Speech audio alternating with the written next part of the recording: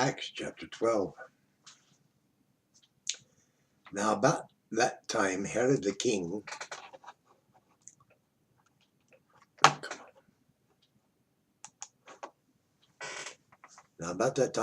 king stretched forth his hand to vex certain of the church. And he killed James, the brother of John, with a sword. Because he saw it pleased the Jews, he proceeded further to take Peter also. Then were the days of unleavened bread. And when he had apprehended him, he put him in a prison and delivered him to 4 quaternions of soldiers to keep him, intending after Easter to bring him forth to the people.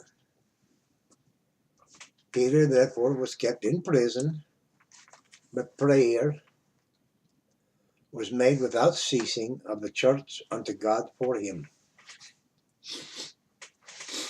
And when Herod would have brought him forth the same night, Peter was sleeping between 2 soldiers, bound with 2 chains. And the keepers before the door kept the prison.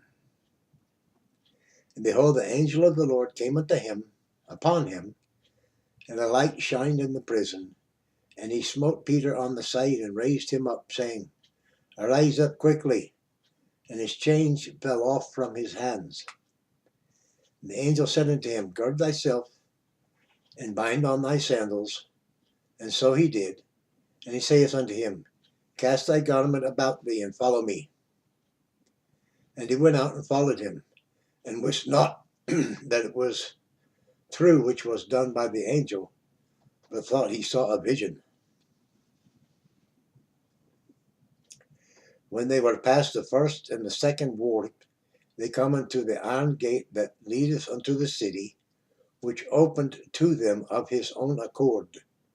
And they went out and passed on through one gate street, and forthwith the angel departed from him. And when Peter was come to himself, he said, Now I know of a surety that the Lord hath sent his angel, and hath delivered me out of the hand of Herod, and from all the expectation of the people of the Jews.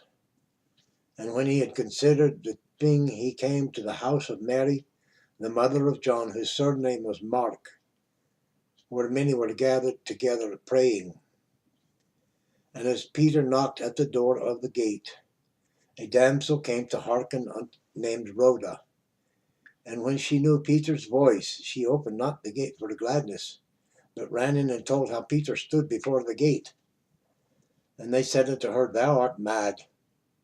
But she constantly affirmed that it was even so. Then said they, It is his angel. But Peter continued knocking, and when they had opened the door and saw him, they were astonished.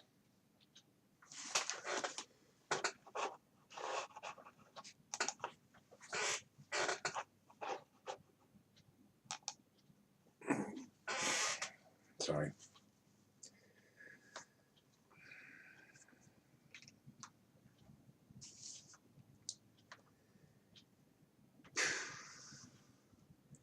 But he, beckoning unto them with the hand to hold their peace, declared unto them how the Lord had brought him out of the prison. And he said, Go show these things unto James and to the brethren. And he departed and went into another place. Now as soon as it was day, there was no small stir among the soldiers, what was become of Peter. And when Herod had sought for him, and found him not, he examined the keepers, and commanded that they should be put to death. And he went down from Judea to Caesarea, and there abode. And Herod was highly displeased with them of Tyre and Sidon, but they came with one accord to him, and having made Blastus the king's chamberlain their friend, desired peace, because their country was nourished by the king's country. And upon a set day Herod, arrayed in royal apparel, sat upon his throne, and made an oration unto them. And the people gave a shout, saying, It is the voice of a God, and not of a man. And immediately the angel of the Lord smote him, because he gave not God the glory, and he was eaten of worms and gave up the ghost. But the word of God grew and multiplied. And Barnabas and Saul returned from Jerusalem when they had fulfilled their ministry, and took with them John, whose surname was Mark. That wraps up chapter 12. Thank you for viewing. Like, share, comment, subscribe. Do good to somebody. Do good one to another. That's a good one. I like that. Ta.